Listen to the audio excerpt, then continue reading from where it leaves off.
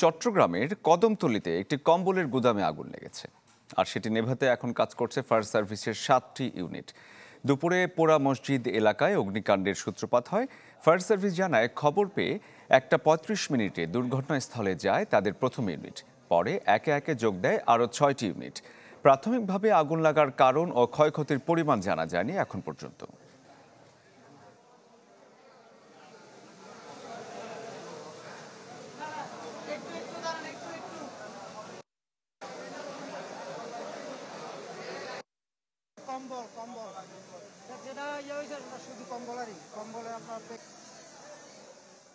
যখন ওরা লাস্টের সময় চলে গেছিল, গোদামের তালা মারা ছিল, একটার দিকে দেখতেছি ওখানে ধোঁয়া, তারপরে ওই ধোঁয়া থেকে দেখতেছি ওখানে আগুন, ওখানে তো তালা মারা খুলতে পারতেছে না, এখানে কম্বল ছিল আর ডিয়ার বল ছিল। আমরা এই গোদামে কাজ করার পরে বাইরে দিই এনো শিক্ষা দিলে জমিদার আছে বিয়ে আইসে আমাদের কি আইসে ফায়ার সার্ভিস আইসে। আমরা দেখতে পাই ভিতরে ভাঙে, তখন দেখা যায় যে আগুন অতিরিক্ত মাত্রায় আগুন ছড়াই গেছে। মূলত কম্বলের ফ্যাক্টরি থাকার কারণে আগুনটা শুষ্ক জিনিস অতিরিক্ত মাত্রায় ছড়াইছে। ঠিক আছে।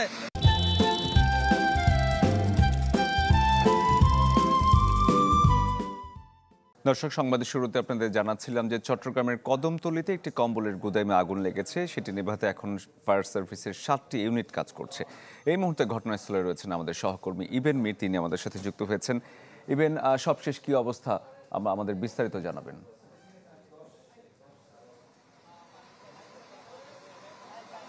শরীফ, একেবারে সবশেষ অবস্থায় যে মাত্রই আসলে ফায়ার সার্ভিসের পক্ষ থেকে জানানো হয়েছে আগুন তারা নিয়ন্ত্রণে এনেছেন। তবে যেহেতু কম্বলের গুদামে লাগা আগুন, সেটি নির্বাপনে তাদের সময় লাগবে সেটি তারা জানিয়েছেন। এখনো তাদের 7টি ইউনিট কাজ করছে। আর আগুনের যে ভবনটিতে মূলত আগুন লেগেছে 4 তলায়, আর 4 তলা ভবন, তার 4র্থ তলায় যেখানে আসলে কম্বলের গুদাম, সেখান থেকে এখনো কিন্তু আসলে আমরা কালো ধোঁয়া, অর্থাৎ ভবনের যে চারদিক থেকে কিন্তু আসলে কালো ধোঁয়া বেরোচ্ছে। আর সাথে ফায়ার সার্ভিসের 7টি ইউনিট কিন্তু কাজ করছে এখন পর্যন্ত।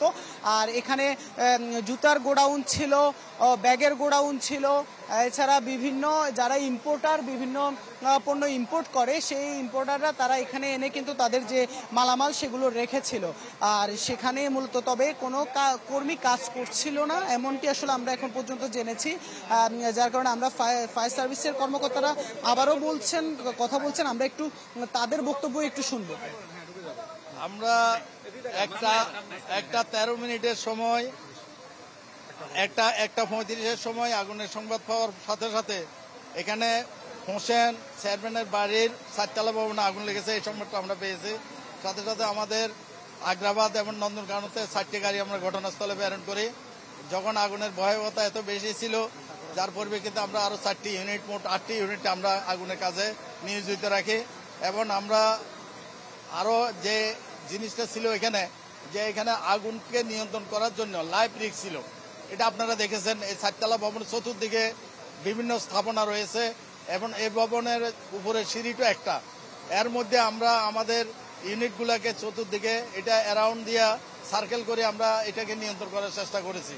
পরবর্তীতে আমাদের ওয়াটার অফ সোর্সের এখানে অভাব ছিল, যার কারণে আমরা আমাদের বিভাগীয় কমিশনার মহোদয়কে জানিয়েছি। তিনি আর্মি সহ অন্যান্য সংস্থা এবং অন্যান্য বাহিনীর লোকজনকে এখানে পাঠিয়েছেন এবং আমাদের পানিবাহী গাড়ি সহ বিশেষ পানিবাহী গাড়ি আমরা ঘটনাস্থলে নিয়ে এসে পরবর্তীতে পানি সংগ্রহের জন্য আমরা আবার প্রেরণ করি।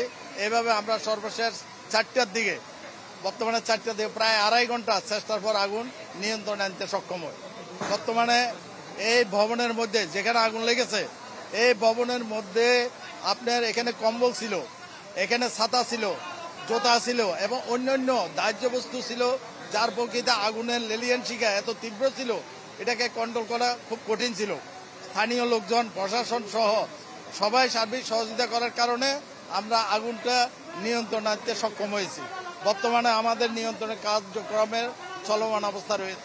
শুনছিলাম আমরা যে আসলে ফায়ার সার্ভিসের কর্মকর্তা যেমনটি বলছিলেন যে আসলে এত পরিমাণ আসলে দাহ্য পদার্থ ভেতরে রয়েছে, যার কারণে আগুন কিন্তু মুহূর্তের মধ্যে পুরো 4 তলায় ছড়িয়ে পড়েছে। এবং সেই 4 তলার নিচে কিন্তু আসলে আমরা দেখছি যে মোবিলের যে অজস্র গোডাউন সেগুলো কিন্তু আসলে রয়েছে, অসংখ্য মোবিল গোডাউন নিচে রয়েছে। অর্থাৎ এই আগুন যদি আসলে নিচে কোনো কারণে নেমে আসতো, সেক্ষেত্রে কিন্তু আসলে একটি যে মানবিক বিপর্যয়, সে মানবিক বিপর্যয় কিন্তু আসলে ঘটার যে শঙ্কা সেটি কিন্তু আসলে ছিল। তবে ফায়ার সার্ভিসের কর্মীরা তারা যেমনটি বলছিলেন যে তারা তাদের যে সর্বাত্মক চেষ্টা, সে চেষ্টায় তারা আগুন নিয়ন্ত্রণে আনতে পেরেছেন। আর বাকি যে নির্বাপনের কাজ সেটি আসলে আরও কিছু সময় লাগবে, তারপরে কিন্তু পুরোপুরি নির্বাপনের আশাবাদ তারা ব্যক্ত করেছেন। তো শরীফ, এ ছিল আসলে চট্টগ্রামের লাগা আগুনের সবশেষ। ইবেন, ধন্যবাদ আপনাকে। দর্শক, চট্টগ্রামের যে কদমতলীতে কম্বলের গুদামে আগুন লেগেছে সেটি কিছুক্ষণ আগে মোটামুটি নিয়ন্ত্রণে এসছে। এই হচ্ছে সবশেষ অবস্থা, চট্টগ্রাম থেকে আমাদের সহকর্মী জানাচ্ছিলেন।